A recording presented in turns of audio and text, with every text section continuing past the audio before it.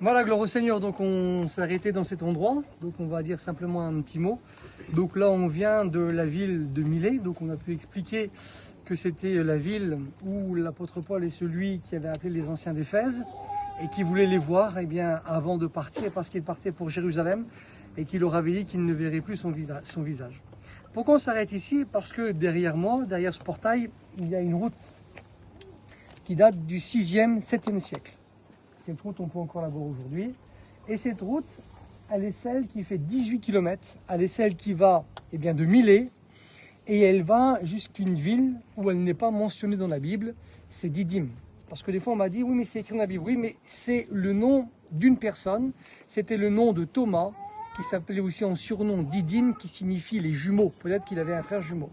Mais la ville de Didyme n'est pas mentionnée dans la Bible. Mais pourquoi on s'y est arrêté? Parce que la ville de Milet, où on a été, est mentionnée dans l'Écriture, dans la Bible, on a pu voir ensemble. Et cette voie que l'on voit, qui date du 6e, 7e siècle, conduit à la ville de Didyme. Et la ville de Didyme, c'est la ville religieuse où il y a le temple d'Apollon. Comme on était à Milet, c'est la ville. On a vu le théâtre, c'est le divertissement. C'est là-bas où on pouvait, pour les pèlerins, dormir dans des auberges, manger, boire, se divertir.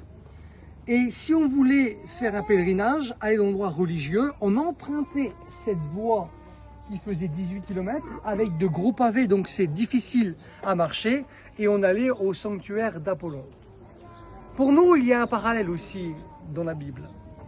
C'est que Milet, c'est comme si c'était le monde, où on pouvait se divertir avec le théâtre, la télévision de l'époque, où les gens venaient et puis ils pouvaient dormir, se loger, vivre leur vie.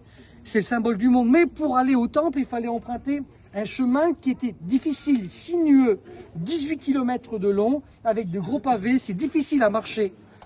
Avant, on était dans le monde. Et aujourd'hui, on a rencontré le Christ.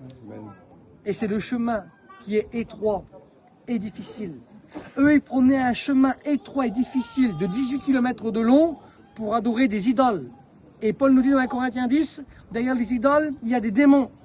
Mais nous, quelle différence? On est sortis du monde, c'est le Seigneur qui nous a sortis, parce que nous l'avons accepté, il a fait de nous des êtres nouveaux. Et on a emprunté maintenant le chemin qui est étroit et resserré pour aller où? Pas pour aller au temple d'Apollon, mais Jésus nous a dit dans Jean chapitre 14, pour aller dans la maison du Père, là où il nous a préparé une place, où on sera avec lui pour l'éternité. Voici qu'on va voir des colonnes immenses, au temple d'Apollon. Il semblerait que c'est les colonnes les plus grosses qu'on a trouvées de la Turquie. Le Seigneur a dit dans une des églises de l'Apocalypse qu'il fera des enfants de Dieu aussi des colonnes. Et nous ne serons pas des colonnes dans le temple d'Apollon, mais des colonnes dans le temple de Dieu, et que Dieu vous bénisse. Amen.